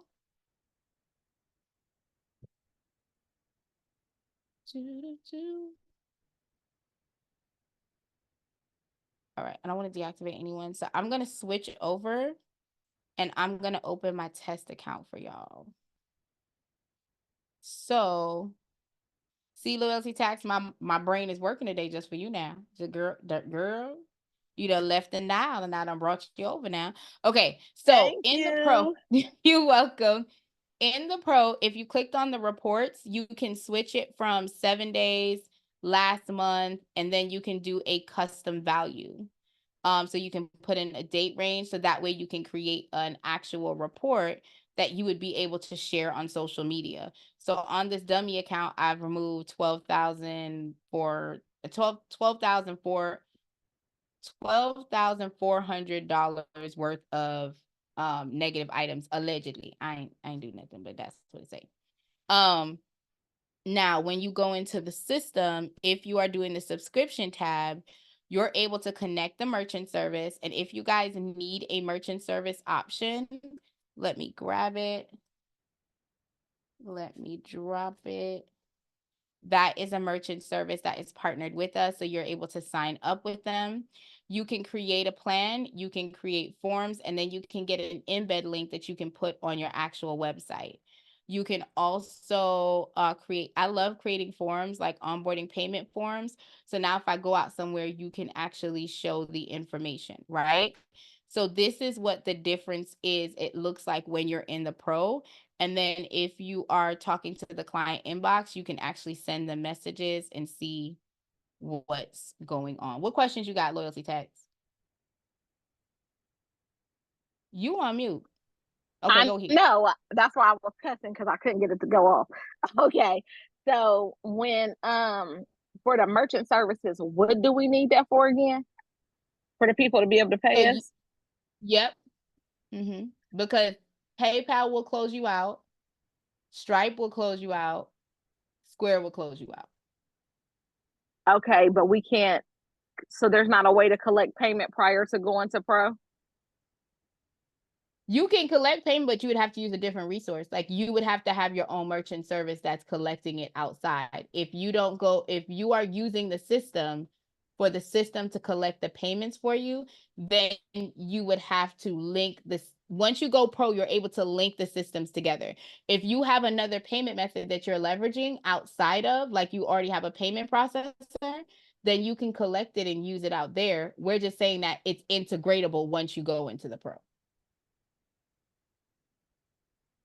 Okay, I think. Does that make Because sense? I don't know it do, but it don't. Because like, Okay. how do you decipher which your payments is supposed to be? You have to make that decision. It's your company. Duh.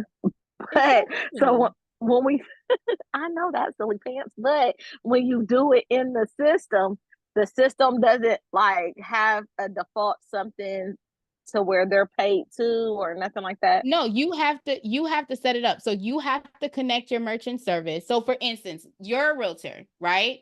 Let's say you're a realtor, but you bank with Truist Bank and you have a merchant service processor through Truist Bank for whatever reason.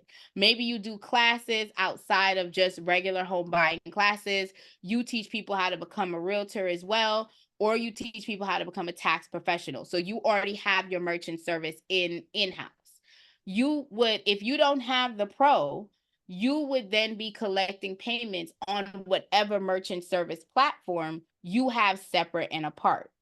Once you have the pro, you would connect your merchant service. So if you already have a merchant service, all you need is the authorized.net code, the API, and the transaction key. You plug it in here, and the system will then integrate and sync. Then you have to create the plan as to how much it's going to charge for the client. Are you going to be a one-time fee? Is it going to be a monthly fee? Is it going to be a pay per delete situation where they have to do an enrollment and then they don't pay again until you get the report, right? So it's completely up to you as to how you're going to run your business. But what we're saying is once you go to pro, you can do all of that in the system. So once you integrate your merchant service, you can then set up a payment plan and then you can create payment forms. Do you have a recommended way or payment plan, or is that part of the coaching thing? Isn't that lovely? Yeah, coach me, book me. You can choose the 1 hour or you can choose the monthly mentorship. And if you choose the 1 hour, we can discuss whatever it is that you want to discuss for that one wonderful hour. I love how you deflect that all the time. Thank you. Okay, cool. Thank you so much. My pleasure. But I mean, I'm on Facebook. Y'all could come to my little Facebook group. It's all right. I understand. Look, she said, I love how you deflect that. I'm just saying. But what I will tell you as On free, Facebook? you better follow me on Facebook, girl. I'm out here in these streets. Now, what I will tell you is, if you're trying to figure out how to price, you have to decide, are you going to be a pay per delete or are you going to be a monthly company? Both of them can be successful. It just depends on results. So if you're a person that you have a flow, you have a process, and you know you've been able to get results off, pay per delete can work for you because you can actually, depending on what you're pricing the item for, you can actually get paid out more on pay per delete than you get on a monthly structure. But if you're asking me, well, how do I make the prices? Number one, market research. What are other people in your industry, in your state, charging? What is coming with that? What is going to set your pricing part apart from everyone else? Number one. Number two, always start with your overhead and what you want to pay yourself per file. So I can't tell you the number, but just to give you a basic tip to get started, when I'm choosing what I'm going to pay out, I change my pricing on a yearly basis. So, sorry, yesterday's price is what? Not today's price. So if my cost for my platform goes up, now I'm a little bit different, y'all. When y'all come into if y'all are in my mentorship program, y'all have access to a lot of lifetime stuff because I like to make it where I do one and done. There are very few platforms that I leverage that I pay a monthly payment for. Majority of my stuff, I try to do a one payment and done if I possibly can. Now, the exception is my phone line that I do have. I do have one phone line that I paid one time. I'm never going to have to pay again for that particular phone. That one is connected to like an Android phone that I have so that I can text my clients. And I have I have a class coming up on train your Android, train your smartphone, but it's so that you can set shortcuts. And in the training that's coming up in July, we're actually going to be setting it up. So in real time, like I speak, when y'all hear me, I'm like, hi love, hey sugar, what's up boo? Like my text messages sound just like me. If you don't like it, don't talk to me because that's how I talk. Okay. But I try to adjust. Listen, I'm Caribbean, right? And I lived in the South. Hey love. Hey, how you doing, boo? That's what my text message flows comes. So I actually am going to have a class with one of my tech guys that's going to be training everyone specifically on how to create those shortcuts on those Android phones and how to automatically do follow-up. So like if it's a birthday message, you can literally put it in your phone so the phone can automatically test that person happy birthday once you've already coded it in a sequence, so you don't have to worry about it. So a lot of that stuff makes it easier. So that one particular number is connected to that lifetime phone. However, I think I only have 3 platforms that I pay for on a monthly. So for me, I'm adding what am I paying for the year? What am I paying for the month? And then I'm dividing that roughly by 10. Because normally on any good month, y'all will have at least 10 clients. Okay. So that could be your baseline at either your enrollment or your monthly fee, depending on how you want to do it. Okay.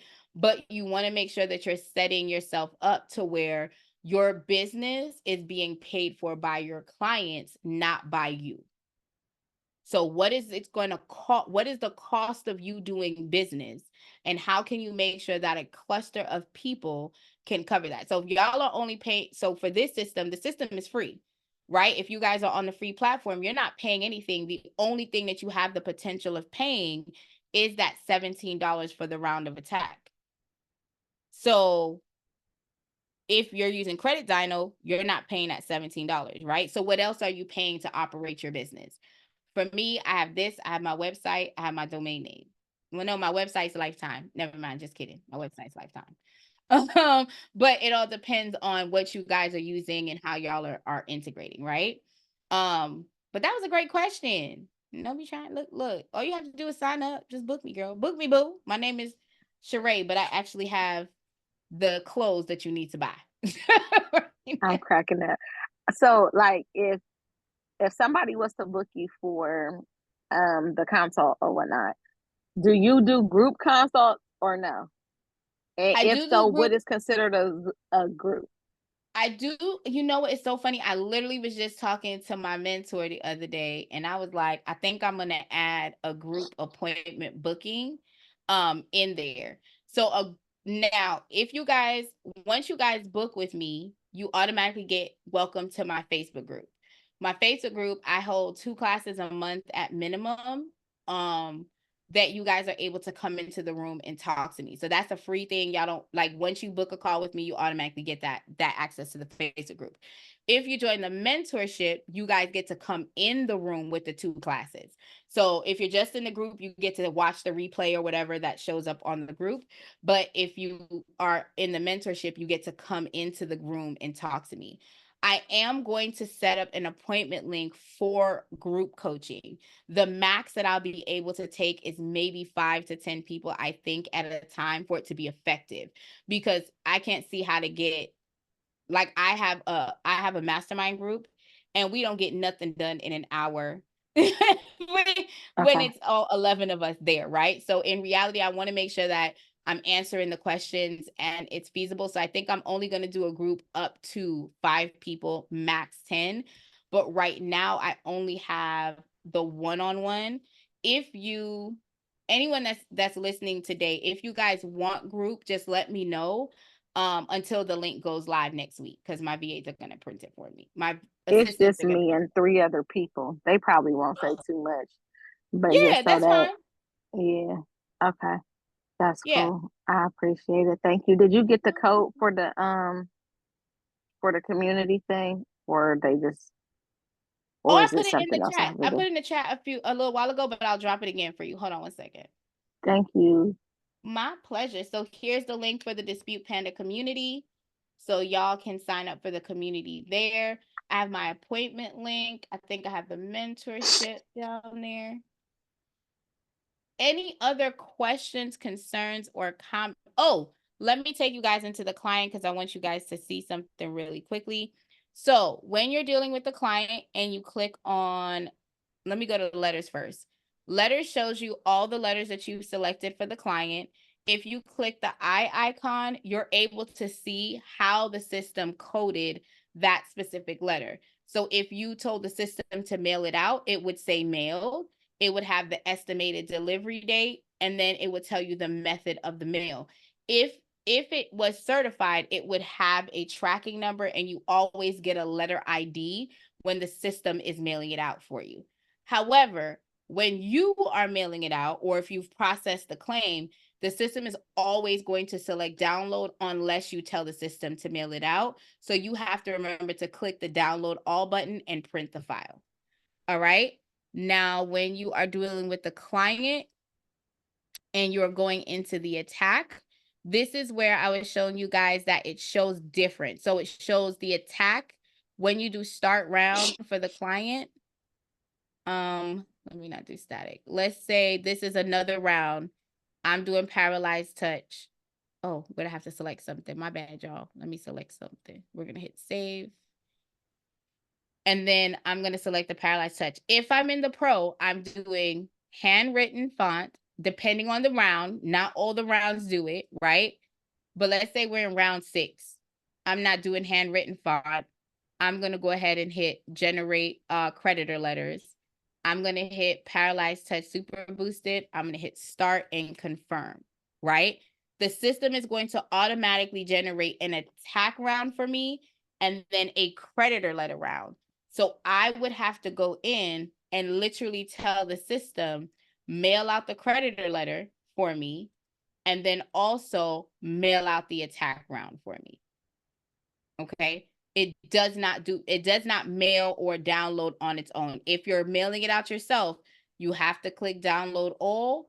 You have to click download all if you're mailing it out yourself. So I want to make sure that that's clear. And that's kind of what it looks like. If you have the pro, it will drop both. So once you've done the attack round, you would have to remember to go back in. If this round is applicable to the secondary bureaus, and you would have to select that option. So on round 6, we're not doing the secondary bureau, so you wouldn't have to worry about it.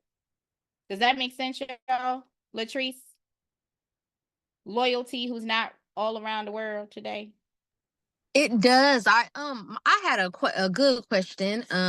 After you send the letters, and let's say you did it with the tracker or not, like how will I know what their response is? Like they get the letter sent home to them, or does it come Yep. to you, or do you just That's see a the great points? question. Or- So that's a great question. So the responses are supposed to come back to, so it depends on how you do business.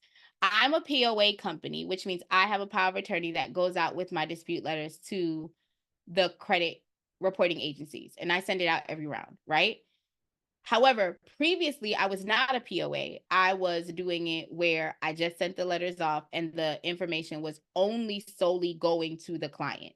So I want to be clear that some credit bureaus will send it to you when you do POAs, but they will still send it to your client. Your client will get the responses, and you want to get those documents back from your client because you're able to read what the responses say.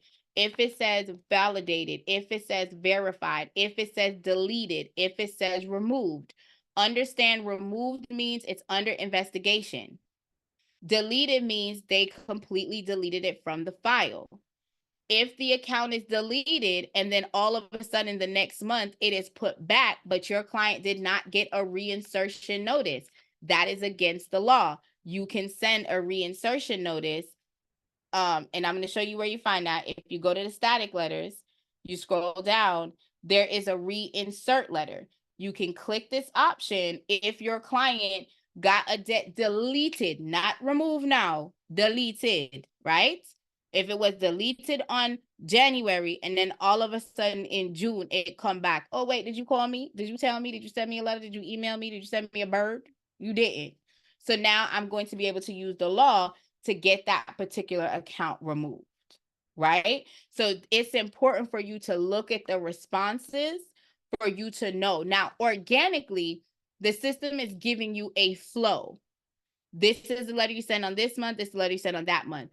Reading the report will tell you if there's additional things you have to do. If there's a client that comes in and let's say the client says, you sent out the credit report, but I got a stall letter that says, we thought this letter came from a third party service, so we didn't do anything. If it's within the first 15 to 15 days, I tell you guys to come in here and click the stall letter under the static letters, select the date that you sent out the last round, reprint out the dispute letters for that one particular bureau, print out the stall letter and mail it back to that particular creditor. If your client doesn't tell you until day 30, ain't nothing for you to do now. You've already passed that window. You're going to go on to the next round. So it's important that you understand that if you are processing this where everything is going to the client, you need to tell your clients either upload that to me, fax it to me, email it to me, or put it in the snail mail so I can see exactly what it says. Because although you're going on to the next round, you may be able to do something in addition to using the static letters to go ahead and dispute the file for the client, which is why I am a 45-day company, because I give my clients time to get the letters back and for them to get the letters to me so that I'm doing everything all at once. Make sense? Yes, thank you.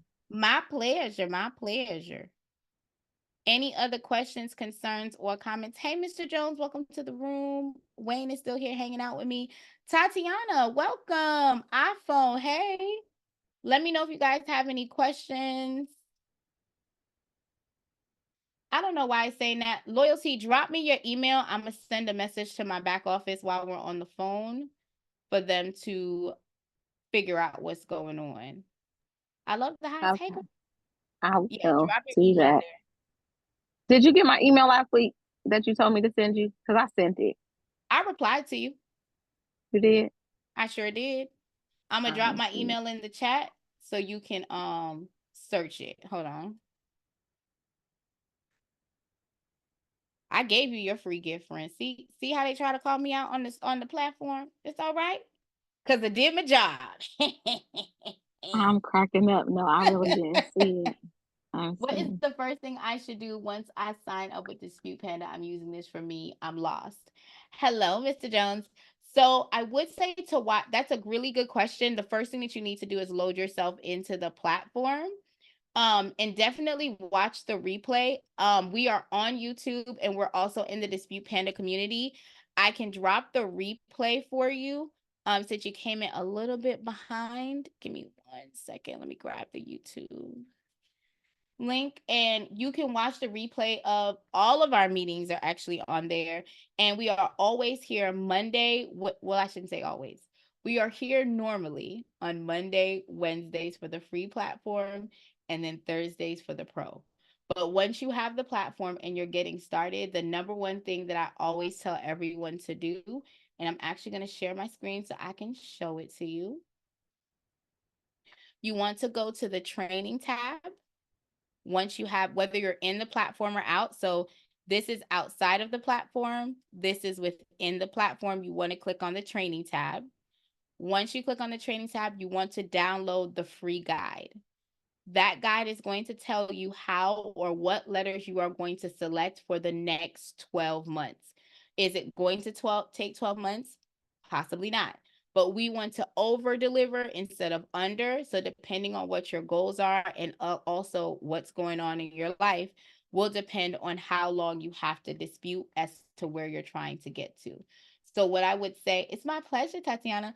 So what I would say is make sure you click on the training tab, you download the guide, and you actually have the attack flow right there in hand for you to get started. And then, of course, if you have questions, you can also scroll down from the training tab if you're not in the class or it's not a Monday, Wednesday for the free or Thursday for the pro, and you can watch the videos that walk you through. So completely up to you as to how you want to watch, but we're also here Monday and Wednesday at 8 p.m. Eastern. No, it's 8 p.m. Central, 9 p.m. Eastern. But that would be where I start. Download the attack guide. Make sure you load yourself in as a client and then follow the guide through the process on the disputes. Awesome. All right. Any other questions? Let me see. Loyalty tax, you did not send me a private message with your email so I can send it out. Can you do that for me, please? Because I want to get it over to our back office to let them know that you're having the message. I'm emailing the picture that I took of what it says to you now. Oh, you're emailing it directly to me?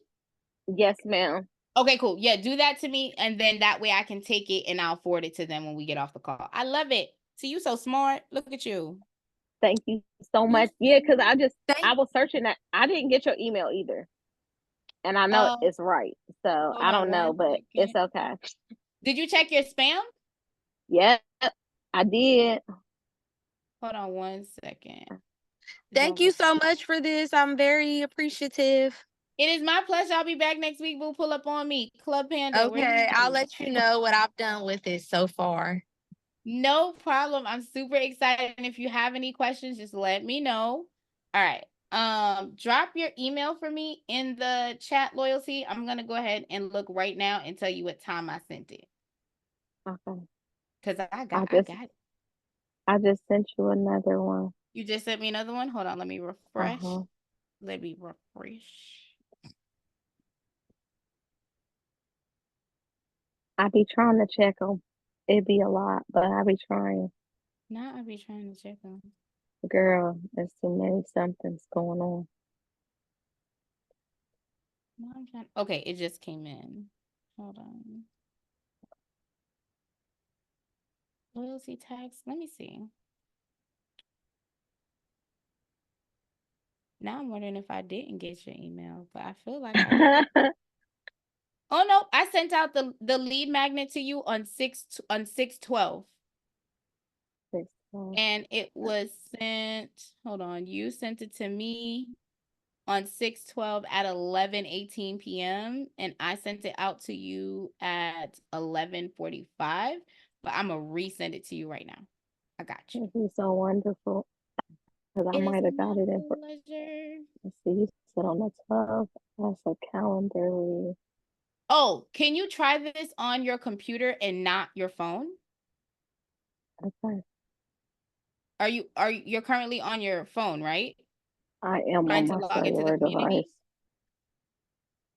Say that I again? did it on my computer when I tried it before, Okay, and it and it didn't didn't work work. there either? Okay, cool. Let me No, go ahead and ma'am. let them know. And then I'm going to did I copy your info? I did.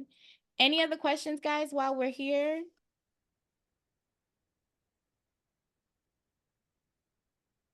Well, if I didn't get it, I don't know why I didn't get it.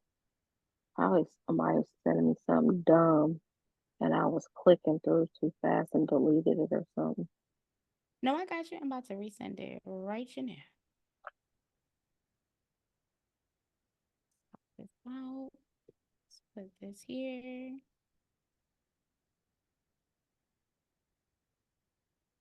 Okay, so one more something while you multitasking. So if we have so we should be sending our affiliate links to our team members too, for them to sign up. Which affiliate link?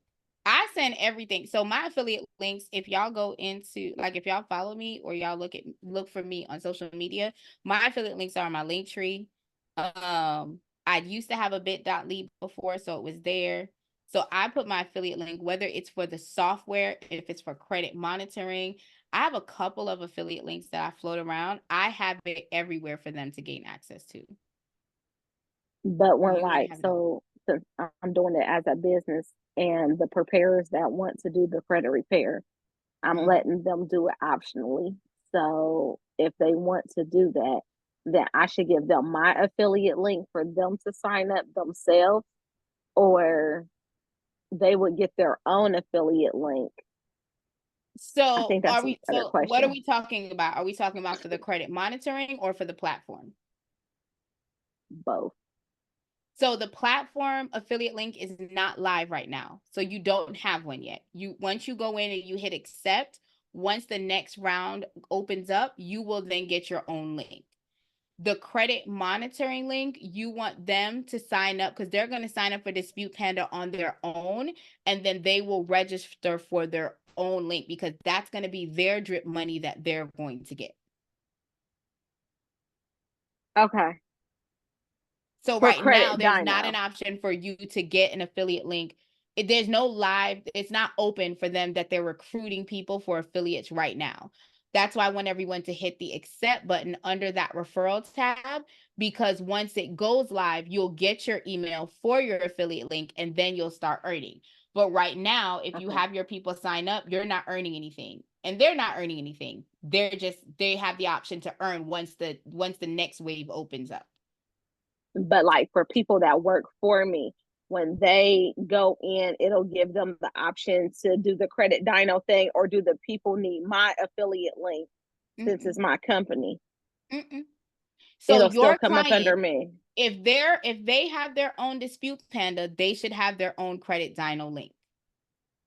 Unless they are using your Dispute Panda to dispute the clients, meaning everyone is using your platform to service the client, then they would be using your platform and they would be using your Dispute Panda link.